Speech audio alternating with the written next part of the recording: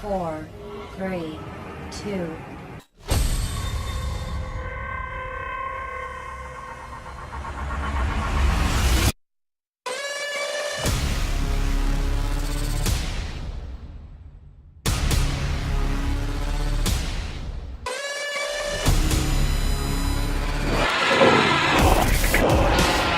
Hey there, Friday the 13th fans, and welcome to the Oh My God, It's Mike page. So recently I've been playing a lot of Friday the 13th. I've been playing it since it's come out, and I've seen a lot of ups and downs with the games, glitches, glitch fixes. It was basically a shit show upon release, but overall is, in fact, an impressive game. Now, a couple of things I wanted to talk to you about today are just small things I've noticed with the new patch, because yes, the new patch is here. They have added a lot of fixes to the Xbox version finally for all the Xbox players out there, including myself. I play on Xbox. And I just wanted to go over a few pros and cons that I have found while playing on these new maps, because, like I said, it's been a fucking bumpy road, and it's still just a little bumpy. Now, for once, for the first time, I can say that there is absolutely a lot more pros than there are cons when it comes to this update. But there are still cons. And again, they're still working on the game. The story mode hasn't even been released yet. They still have a slew of content awaiting us. And the future for the game does look very bright, so don't give up on it just yet.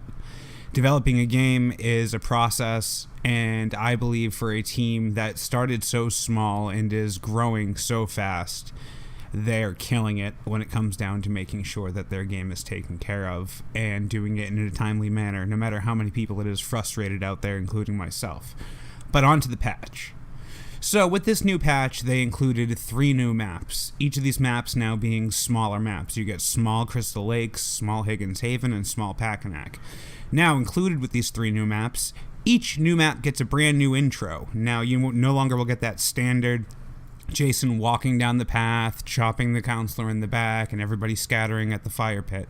Now you have a couple of cool options. One where the counselor's sitting on a dock, Jason comes out of the water, yanks him into there, and drowns him. It's fucking amazing. That's the Crystal Lake opening, and my personal favorite. Then you get another one where they're all gathered in front of the fire at Higgins. They're kind of having a good time hanging out on the deck. One of them's tending to the fire, and in comes Big Daddy J, and he throws a tent spike right into the counselor's forehead, shocking everybody, sending them running. Chad falls down the stairs, which I think is hilarious. Along with that, we also got one where they're all hanging out in front of Packanack, same kind of deal. They're all on the deck having a good time. The counselor's tending the fire there, and Jason comes, drops his axe by the fire, forces him into the fire, and stands on his back just like the fireplace kill. Another pretty fucking epic intro. Tommy Jarvis actually himself got a new intro on these maps where he comes from the exit or entrance to the map rather than just appearing in the graveyard.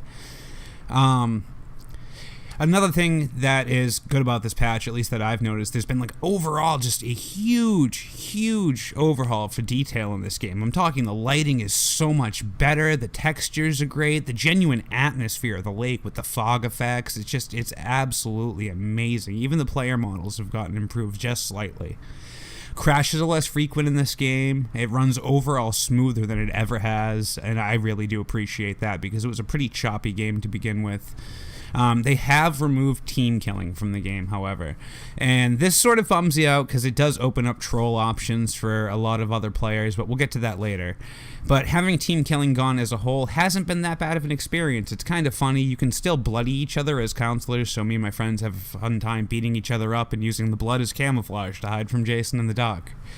But again, with that, you can still kill people using the car, and if somebody steps into a bear trap that has been placed by another counselor, the counselor will in fact die. There will just no longer be a point penalty for the counselor who had placed the trap.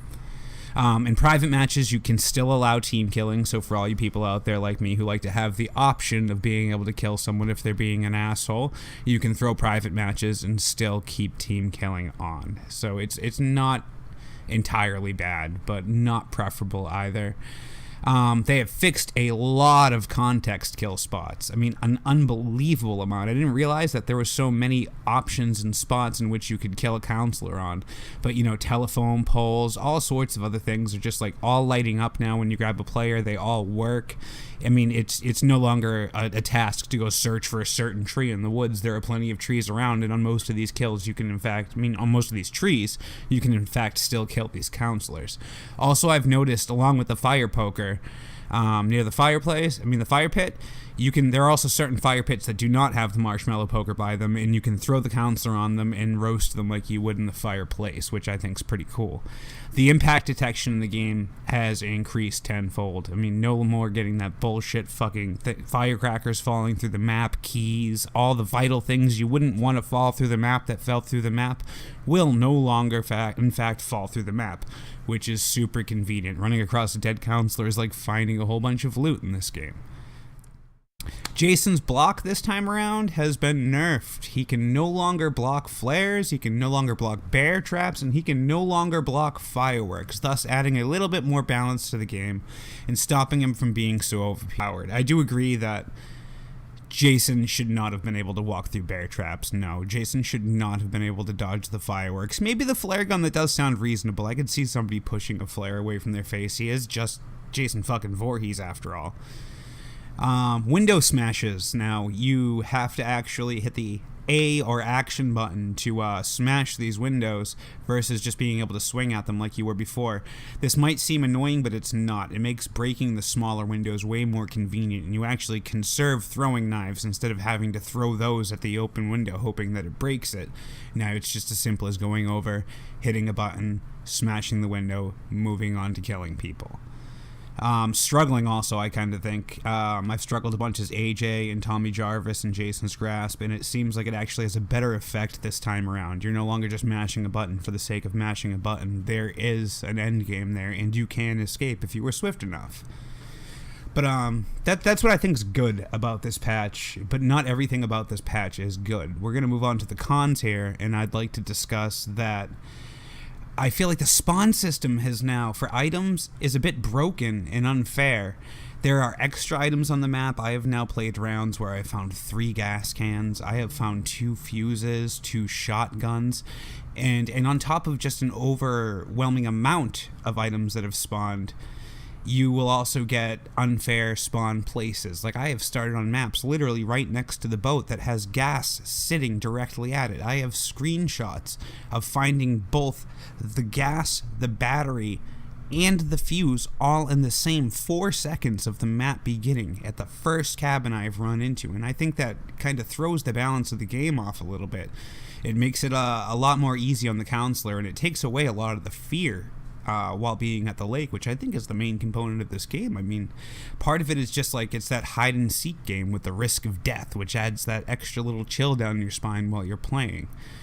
There's still a little bit of graphical problems. You get grass spawning in cabins. That's been a problem in this game for a while. But even worse now, I've had a couple instances where there's just a big fucking tree protruding through the center of the cabin, leaving all of us standing at it, kind of like, what the fuck? So, yeah, now we have trees spawning in cabins. It would be great if they could fix that.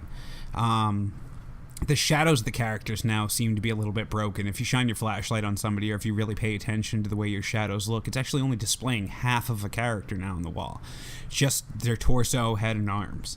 They have no legs anymore. It's just floating torsos on the walls for shadows and or ground, and the shadowing actually was better prior to the patch, so I don't really know what happened there. Also, just like little things, like the Tommy Jarvis tower antenna still lets off that weird, strange laser beam effect every time you're near it, and I would like them to fix that. It's almost like camera glare when you're playing a game as if you're not looking through a camera, which doesn't make any sense to me. As for the normal maps, they kept the same old intro, and part of me kind of just wishes that they had mixed it up. Like, yes, keep that kill in there. It's good, it's decent, it's memorable, it's got a lot of nostalgia to it, seeing as I've been playing since the beginning of the game.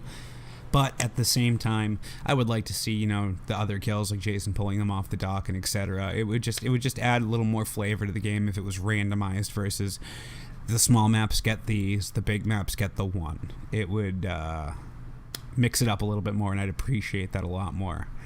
And there are still a decent amount of glitch spots in the game. I mean, 2 seconds into playing, and I had swam out to the buoys. I do believe it was on Crystal Lake, and I managed to be able to stand up behind the barrier on the buoys there. Now, if you could stand up before that portion of the barrier due to the fact that they had raised the terrain near these buoys, which I don't know why.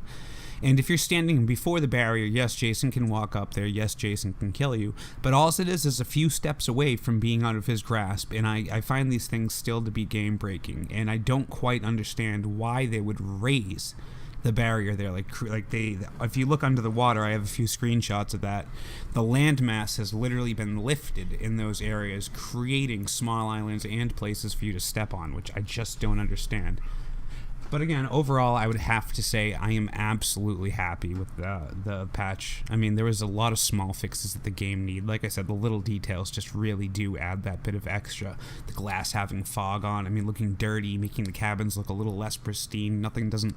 It doesn't look as brand new. And when you look off into the woods, it's full of fog, and it gives you this eerie fear and like this sense of dread of being on the lake that you really, really want, and that I can't say you weren't getting before, but this definitely adds to the submersion. It has created a better atmosphere for the game, and I think the developers are headed in the right direction with what they have been doing with Friday.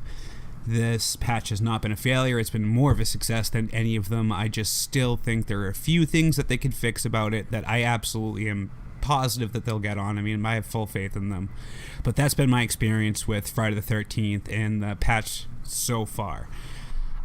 Now, at the end of this video, I'd like to say I'm going to miss team killing personally. Me and a group of friends I play with are going to greatly miss team killing. I mean, we went out of our way to kill people who were team killing. We went out of our way to kill people who were trying to leave the map without giving people items, who were griefing other players, who were talking too much shit. We took pride in killing glitchers. We kind of felt like we were the Friday police. And now that it's gone, there's just nothing we can do about it. And we're left with nothing but the fond memories of being able to kill these douchebags. So that's all I really have to say about any of this. If you liked this, please like, comment, subscribe, hit that little bell for updates, and I'm going to leave you with a montage of my fond happy memories of killing these counselors with my great friend Gray Robert, aka Mason Burnham. You'll see him on this channel a whole lot. Thank you so much for watching. Sit back and enjoy the bloodbath.